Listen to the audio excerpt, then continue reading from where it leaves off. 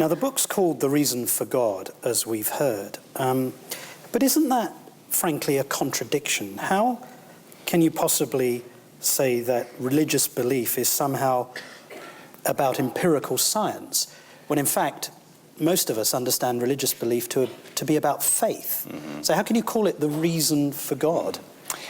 I think most people would say that empirical science is under the larger heading of reason. And my whole point in the book is to say that it's very reasonable to believe, and let me put it negatively.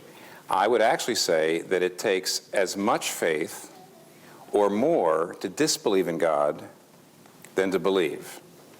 In other words, my point here is, yes, it takes both reason and faith to disbelieve and to believe. And I'm trying to say that it takes as much faith, if not more, to disbelieve in God than to believe. That's the actual thesis of the book. My question to you, though, is surely it's virtually impossible to test the hypothesis, or a hypothesis, for the existence of God, or the existence in some spiritual state of Jesus Christ. Surely what we're talking about is what you can believe as opposed to what you can prove. No. Why not? It's actually probably impossible to prove anything.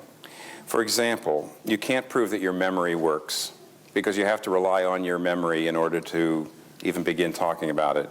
You can't prove that your cognitive faculties work.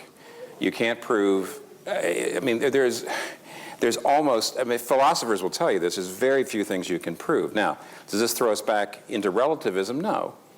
What it means is you have to, in a chastened way, move ahead and see these different positions that people have, and you have to decide which one's better, knowing you can never absolutely prove one over the other, but knowing some make more sense than others.